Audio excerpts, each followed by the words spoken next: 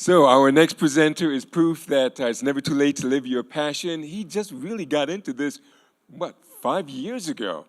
And now he's a travel photographer. He's traveling all over the world taking fantastic travel images.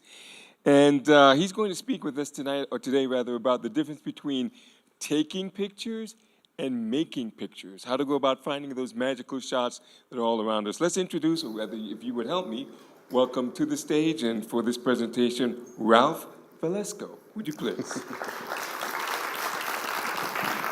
Thank you. Thank you very much. Welcome, folks, and thanks for coming out and hanging out for a little while to talk about travel photography. We'll get right into it. I'm going to talk a little bit about the difference between looking and seeing. There's quite a big difference there. A lot of people don't understand that. Also, the ABCs of photography. I'll give you my number one tip that I guarantee will take your photography to another level immediately. And then I'm going to do a free drawing for some great prizes. I've got a little Joby Gorilla Pod, a couple DVDs, and a copy of my book that I'm going to be giving away. And they're passing out some little slips of paper right now that if you'd like to join my mailing list, we'll put those in the proverbial hat, and at the end, we'll do a drawing, okay? So just a little bit about my background. I've been photographing my international travels for over 30 years. I've been doing this professionally full-time for 5 years now. I've got a couple books out. I mentioned the one is 101 Tips for Developing Your Photographic Eye and More. And I just came out with a new one called Essence of a Place. And it's based on an iPhone app that I created called My Shot List for Travel. So it's the idea of working from a shot list in order to come home with a more well-rounded portfolio of images.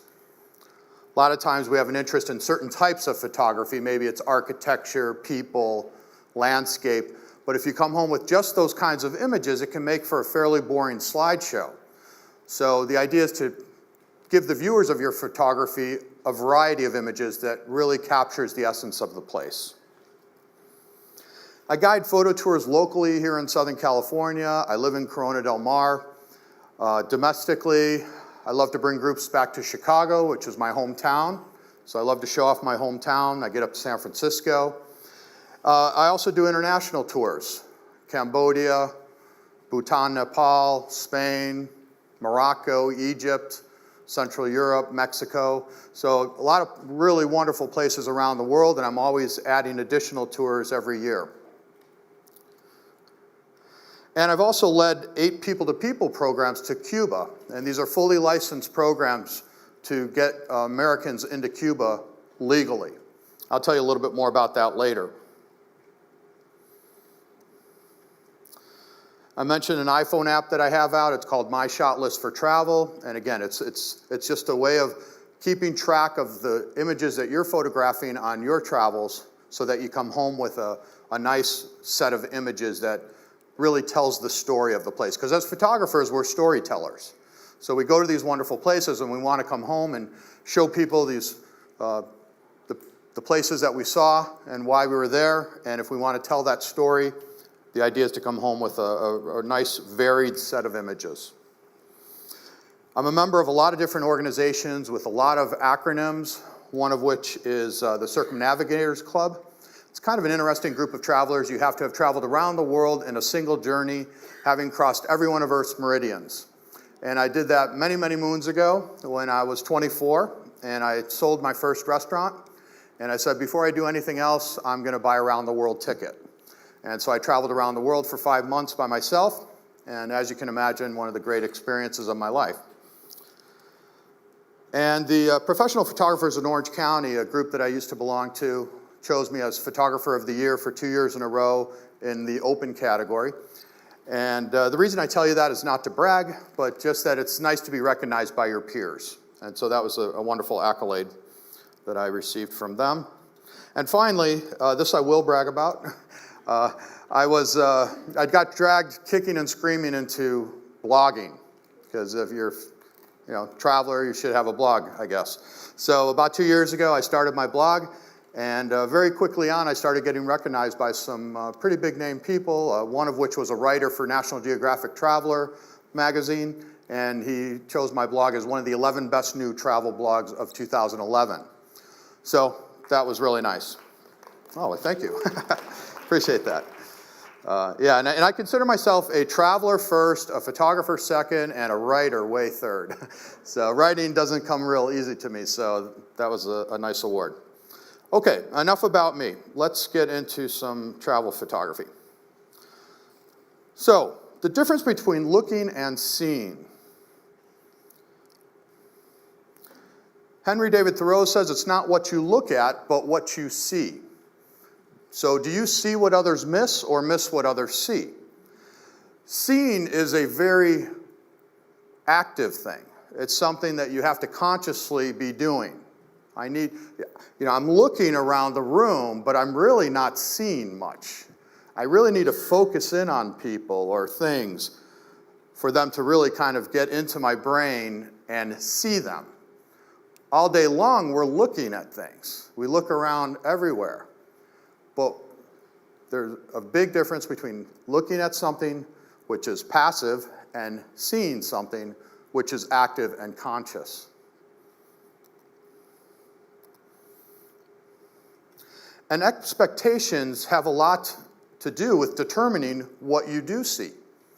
So many of you have probably heard of the concept of pre-visualization. Have you heard that? Pre-visualization. So it's the idea of having an idea of what you want to see before you even see it. And when I do my photo tours, I recommend to my travelers that come with me, and I say, try to have an idea of what it is you want to see before you even get to a place. And oftentimes I'll have, like one time I had one of my students knew that I was doing a trip to the Central European Christmas markets. And she says, you got to look for these trams that they have in Budapest that are covered with Christmas lights. And I kind of forgot about it, but it was in the back of my head. And so sure enough, we're walking along to do a night shoot one evening, and one of those trams pulls up, and okay, that's what she's talking about. But again, that idea of having an idea of what you want to see before you even get to a place is really important. So pre-visualization. And that comes with research. So I like to go to gettyimages.com or corbis.com, professional stock photography websites. You put in some keywords, Havana, nighttime people, whatever, and all those pictures pop up from the professional photographers who have been there before. And so if I have an idea of what other people are shooting, now I don't want to go copy what they're shooting, but there might be some ideas there that I could use. And then I try to put my own spin on things. So I went to Yosemite National Park last January, and I hadn't been there in over 25 years. And so we're driving through the park, and those of you who have been there, you know that there's a lot of places to get off the road, and there's a lookout. And those lookouts are where all the beautiful shots are. I mean, that's why they're there. So I don't consider myself a landscape photographer by any stretch, but I'm there and I'm going to do my best, right? So this is just kind of that postcard shot that you've all seen of Yosemite Valley. Very, Ansel Adams was, the grandfather of this type of photography. So I'm standing there. Of course, I'm going to get these shots. I'm going to, do my best to get those postcard shots, and I recommend that you do as well. But don't forget that everyone else is too.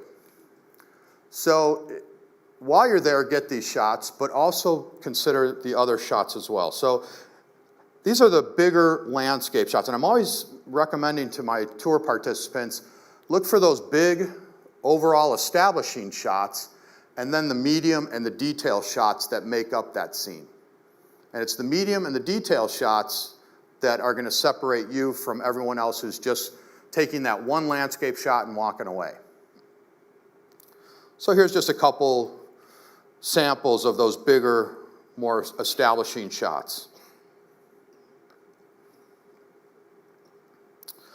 Then some of the medium shots in that area. So now I'm zooming in a little bit, or I'm moving in closer. Here, silhouetting this tree against here as well. So looking for reflections. I love bad weather. Now, of course, this is a reflection in the river, but I love when it rains because it creates puddles that I can look for reflections. Clouds, I hate when there's no clouds. Now, I didn't have any clouds on this day, so you could see that I was really minimizing the sky as much as possible. Other reflections.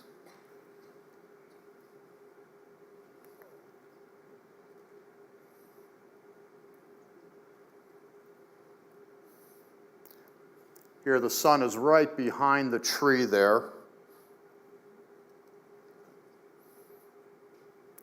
Okay, so those are the medium shots. And then there's the detail shots. So here, this leaf that I saw on a branch with the hoarfrost on it.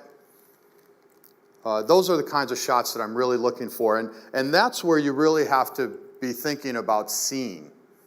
Really looking for and seeing those photo opportunities, the detail shots.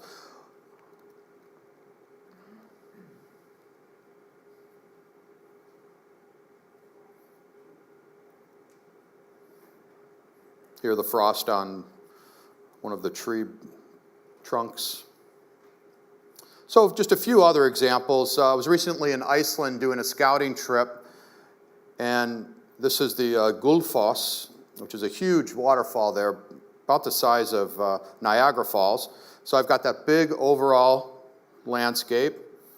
Then I start to zoom in on the portions of it. Get in a little closer. Here, using a slow shutter speed to play with the waterfall, the look of the waterfall there. Another one. This waterfall, you can actually walk behind it. It's really incredible. So here I'm sort of on the side of it, starting to get behind it. You can see some people here for a little bit of scale. They have these wonderful lagoons that are filled with icebergs from the calving glaciers. So that big overall shot, then looking at the detail. Here, this is one of the most incredible sights I've ever seen in my life. This was on the road between Marrakesh and Essaouira, Morocco. And we're driving by, and there are 9 or 10 goats in this tree. Now, I never knew that goats went up into trees. You can see the little goat herder there. But these are argan trees. Have you heard of the argan oil? It's kind of I guess it's a relatively new thing for cosmetics, and they actually make edible things out of it, pastes and Nutella type spreads.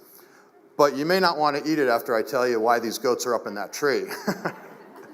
Because they're up there, they eat the argan seeds, they process them, you know what I mean, and then they're collected, and there's a cooperative of women who processes them into these cosmetics and food products. So, kind of interesting, but yeah, one of the most amazing things I've ever seen. I thought I'd seen it all. And here you could see how they actually get up, because the tree is pretty slanted there. It makes it easy for them to get up there.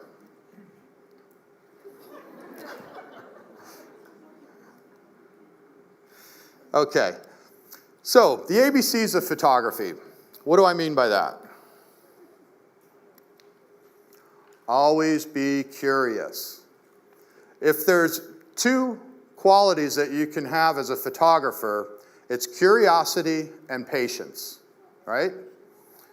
Be curious and have patience. And I like to say that my mother taught me all I need to know about photography, and she's never picked up a camera in her life. But she taught me from a young age to be curious. This is a saying that my mother has. She says, "You're looking for the horse you're riding on." And I just think that is so funny and so appropriate, especially when it had to do with my career. So I told you I've been doing this full time for about 5 years, but I've been traveling for over 30, have always had a camera with me. Bouncing around a little bit between jobs and stuff, and she says, "You're looking for the horse you're riding on. I mean, you do this photography thing and travel all the time. How are you going to make it work?" So that's when I finally made the decision to go do this full time. So here's just a couple sample images from some different places around the world. Cambodia, I was there in December to do a scouting trip for a trip that I'm leading there this December. And we're just cruising along in our little tuk-tuk, and there's a section near Battambang where they make rice paper. And there's quite a few homes and little cooperatives that make this rice paper.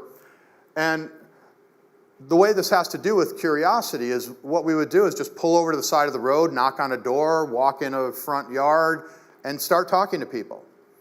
And 99 times out of 100, they were more than willing to have us come in, look at their operation, talk to them. So, I mean, be curious and be bold. Don't be afraid to knock on doors.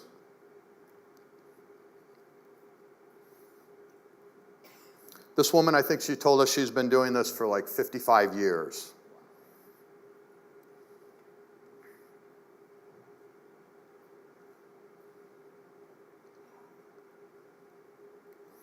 I just got back from a scouting trip to Bhutan and Nepal. I'm leading a trip there this November. And one of the things I really wanted to see was the rice fields and these terraced rice fields that I'd heard about and saw in my research. And so the guide that I have, took us to these wonderful places. So here's a landscape version of this scene. Here's a portrait version of the same scene. I say every photo opportunity lends itself to both a landscape version and a portrait version. Turn that camera 90 degrees, they all work that way, and get that shot as well. And the reason to do this is because it gives you options. And I did a photo assignment to shoot for a cookbook on the regional cuisine of Mexico 2 years ago. And so they had us, we did 40 different locations in 35 days. We stayed at 13 different hotels, 15 intra-Mexico flights. I mean, it was a lot of moving around. But I needed to provide the publisher of the book options because I didn't know if they were going to use a picture for a 2-page spread. They needed a portrait version for a particular layout, a square crop, something.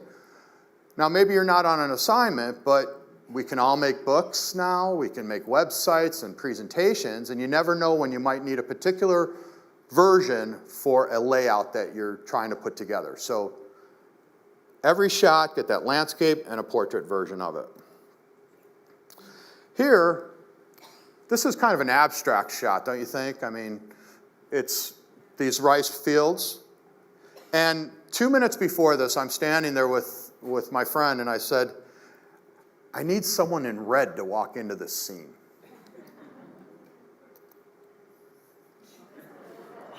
And he did. I swear to God, in 2 minutes, this guy walked up, and I said, oh, there's my photo op. So I know a lot of photographers don't like people in their shots. A lot of landscape photographers, they're purists. They don't want anyone out in that beautiful scene. Me, I like for someone to be there. I like to have what I call a human touch. So, of course, it adds that sense of scale, but I think it makes the viewer ask some questions. What's that guy doing there? What's it like to be there? How do I get there? So 1 or 2 people, locals preferably. And then perhaps you've heard of the tiger's nest in Bhutan, or maybe you've seen pictures of it. But we did about a 2-hour hike/horse ride up from about 8,500 feet to 10,150 feet to see the tiger's nest. And it's this monastery that is right up against a cliff wall. So when we get there, this is what it looked like, right? Not too picturesque. But then it started to reveal itself, And as the clouds kept coming and going, it finally made an appearance. But just, one of those great sights that you have to see. And this is about a 1,000-foot sheer cliff wall straight down. Yeah, so I've got this shot here where you can get an idea of how far down it goes. And I was shooting from about here, those other shots that you saw.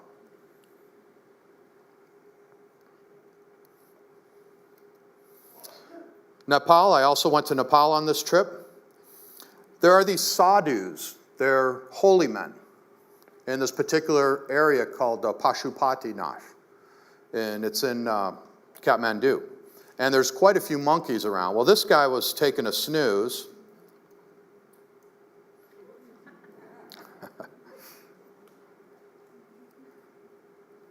He finally livened up a little bit.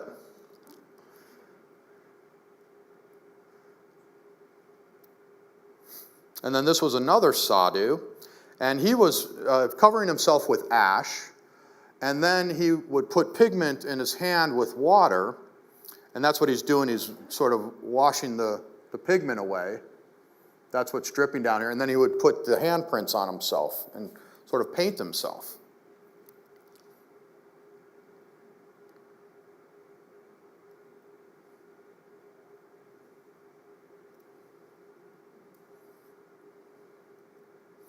But you can see how I took that overall shot of him, then the medium, and then the detail shots. So that's telling that story and giving yourself options. So instead of just that one shot of him, I want to sort of dig deeper and deeper into the scene. And I recommend you do that as well. Cuba, I mentioned that I have people-to-people programs that I bring to Cuba. Here, just kind of getting right down and shooting straight at this car in Trinidad, Cuba.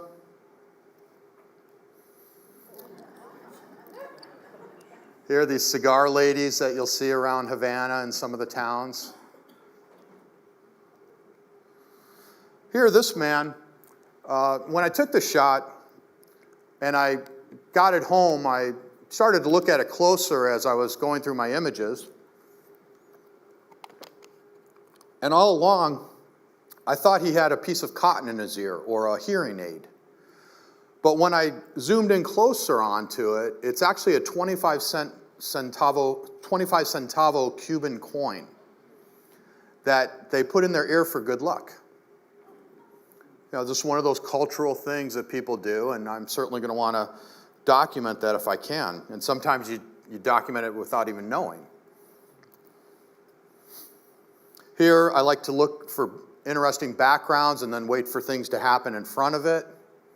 So use a slow shutter speed to capture this car, one of these old classic American cars zipping through the scene. Here, this fan lady, you may have even seen this woman. She's pretty famous. She's on the cover of Cigar Aficionado magazine and all these different magazines. But they all kind of have their own spot. So she's always against this yellow wall. That other woman's always against that blue door. So I've been to Cuba, I think, 8 or 9 times. And so every time I go back there, I become better and better friends with these ladies. They're wonderful. This I thought was funny. This man's got his rooster on a little leash there so he doesn't get away.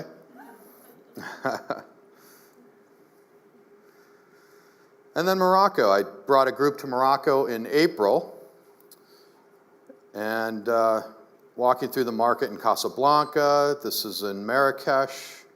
Lots of cats in Morocco. People there not super open to being photographed, but if you work it a little bit, they're more than happy to let you get a shot or two there, here and there. So I got some nice people photography.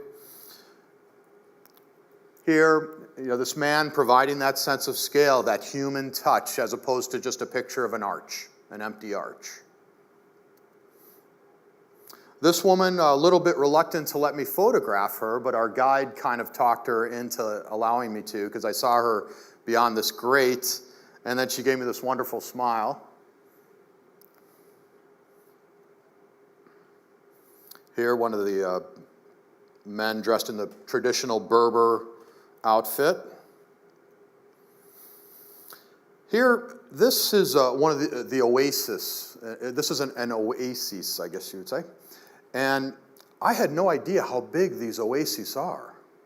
I'm used to the one that you see on Bugs Bunny, or that's got like 2 palm trees and a little pond or something, a little puddle. These are 40 miles long and 5 miles wide. And there's a lot of agriculture that goes on there. And that's where towns, grow up. Here, this woman captured her. She's got her pet cats here. This is in Chefchaouen, Morocco. And what's funny is she's got a Hello Kitty shirt on. Not very traditional Moroccan wear, but I thought it was appropriate with all the cats that you find there.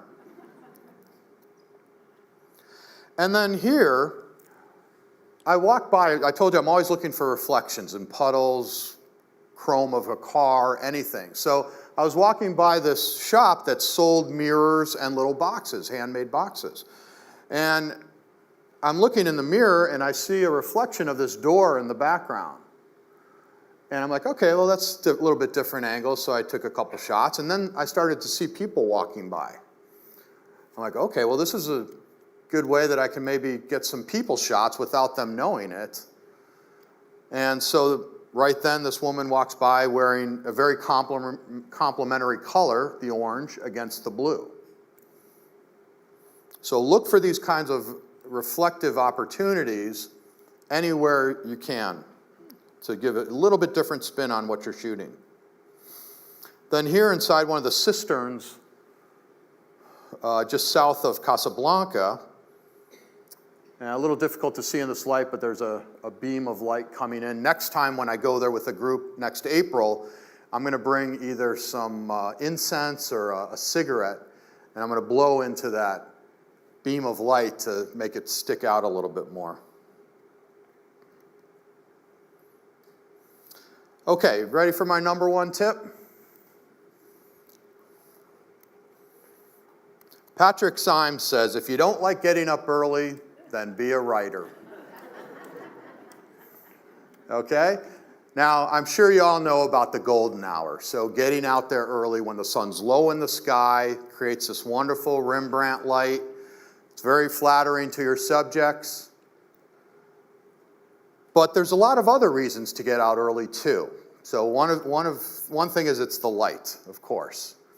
But that's when the locals are on their way to work, the kids are on their way to school. It's before the tourist crowds get out there. And I'm not talking 4 or 5 o'clock in the morning. That's too early if you ask me. I mean, number one, I don't like to get up quite that early. But the people aren't even out yet. So you got to get out there when the locals are on their way to work and the kids are on their way to school. So I'm talking 7:30, 8 o'clock in the morning. We can all get up that early. But it's cooler in hot places. There's animals are more active in the morning than they are in the heat of the day, just like us, right? There's less traffic. There's less crime. That's really important. Because the crooks are not out there at 7 o'clock in the morning because they don't think the tourists are out there. But if you're out there, I guarantee you're going to be getting some nice, interesting shots. So I say 75% of successful photography is making an effort to put yourself in the right place at the right time. If you will do that, I guarantee your photography will go to another level. Just make an effort to put yourself in the right place at the right time. I don't care how good or bad a photographer you are. 75% of the work is done if you'll just do that. So I'll tell you a quick story. I was scouting in Central Europe for a trip that I'm doing there in May. And I was taking an overnight train from Krakow to Bratislava, Slovakia. And I bought a bed in a 4-person couchette on this train. Well, when I get to the couchette, to my room on that train, there's a man sitting there with a woman and 2 young girls. And he says, "Hey, buddy, this is my wife and daughters. Do you mind if we trade? Trade rooms?" So what am I going to say? I'm not going to sleep with his wife and his daughters. But I should have gotten the extra $20 from him because his couchette was a 6-person couchette. So to make a long story longer, and the reason I'm telling you this is it was the worst night of my life. So I have trouble sleeping anyway in my own bed. But here I am on a couchette with 5 other people, just rumbling down the road. So I slept about an hour. Anyway, by the time I get to Bratislava, it's 5:30, 6 o'clock in the morning. Last thing I want to do is go photograph. But there were some really nice clouds out that morning. And I said, I got to take advantage of these clouds. Otherwise, I don't know if they're going to be there later. So I went out and photographed. And I'll just show you some before and after shots. So this is early in the morning. Nice clouds. Very, very few people out in the main square. This puddle here to give me a reflection. And then just a couple hours later, this is what it looked like. No clouds, puddles dried up, people are starting to get out there, the tourists.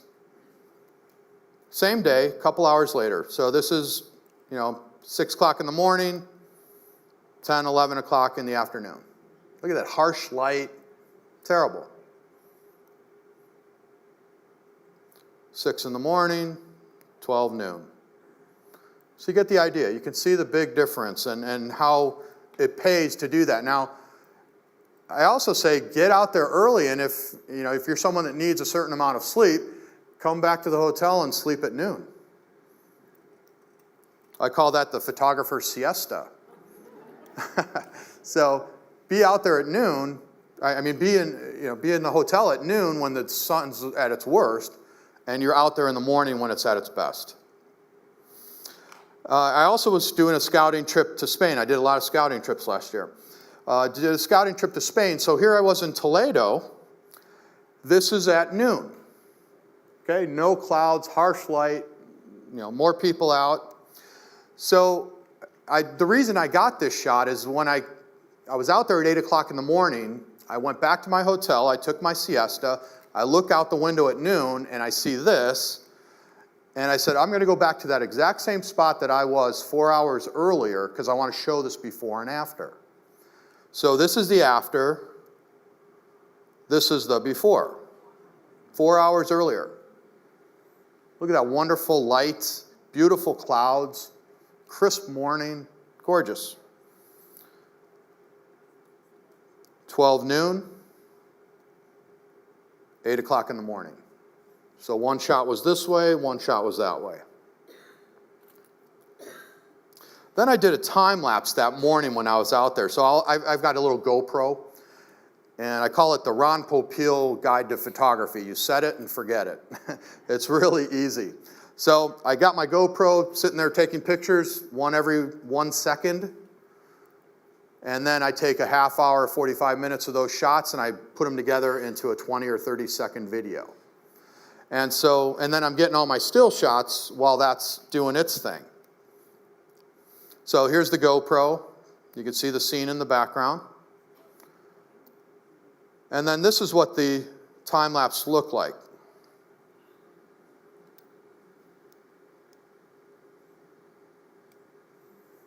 Watch how this light comes over.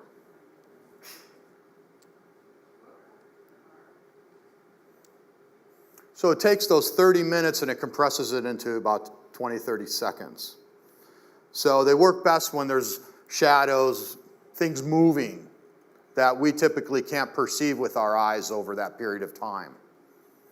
Kind of fun. So I say, think outside the camera. Look for different perspectives on things. Try to get those shots that other people aren't looking for. Be out in the right place at the right time. Okay? I'm going to just tell you about a few of the other things that I do, but in the meantime, if you'd like to join my mailing list, please fill out those forms.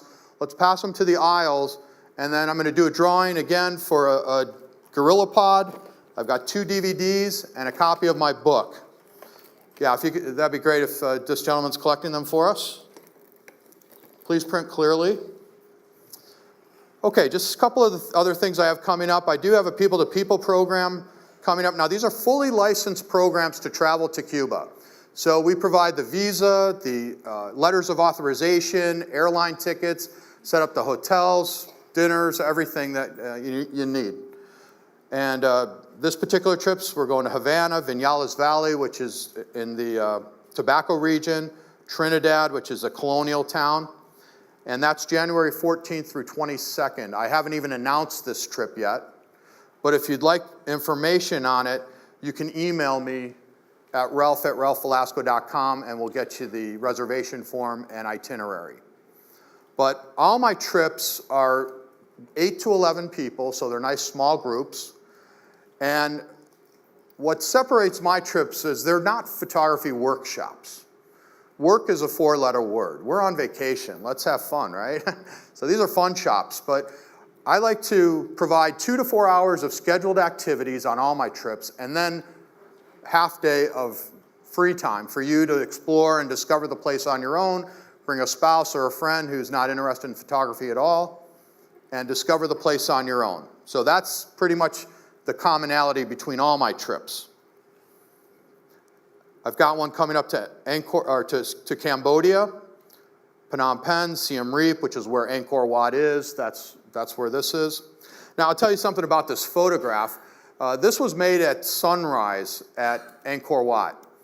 And if you go to Cambodia, if you go to Angkor Wat, you have to see sunrise at Angkor Wat. It's the law. But the reason that I chose to silhouette the temple here was, number one, it's a very iconic architectural structure. So you kind of know what it is if you're familiar with Angkor Wat. But also, there was an ugly green canvas with scaffolding and everything because they were doing some repairs. So this is a great trick for getting that kind of stuff out of your photographs, because nothing worse than having scaffolding and things like that in your images. Great, thank you. So if anyone else wants to get in on the drawing, please let us know. So that's November 30th through December 14th. Any more forms? Are we out? Are there any blank forms? Anyone have blank forms around them? Maybe a couple over here. Is there any blank ones? She's got some there if you don't mind. Thank you. I got one blank form. Well, please. Okay, almost done here. Bhutan, Nepal, I have one spot left on this trip. That's coming up in November. Then I've got a Morocco trip coming up in April. And if you got one of my green forms, it does say February 7th. Unfortunately, that was a mistake. So it's April 7th next year. And then I'm also doing Iceland in June, and Tuscany, which is an area of Italy that I'm sure many of you have been to, but I had never been, and I absolutely fell in love with it. I thought it was going to be very cliche and crowded and touristy. It wasn't any of those things, and so I was just in heaven. I loved it. It's everything that you would think. So I said, I'm going to put together a trip for Tuscany. Okay, so if you go to ralphvelasco.com, tours, look for tours. Much of that information here is there. I do have some flyers here.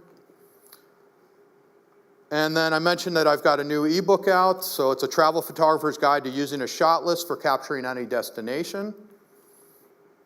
And that you can find either in a PDF version that can be read on any device, or I do have an iPad enhanced version that's got a few bells and whistles that you can use if you have an iPad, and they're about $5. And then finally, I mentioned that I have this book, 101 Tips for Developing Your Photographic Eye and More. I wrote the kind of book that I like to read, just kind of straight, practical information, bullet points. It's not a textbook by any stretch of the imagination. I will be giving away some copies. I will have some for sale at a booth in the common room over there. And that's $20 for the book or $4.99 for the ebook. Okay, the end.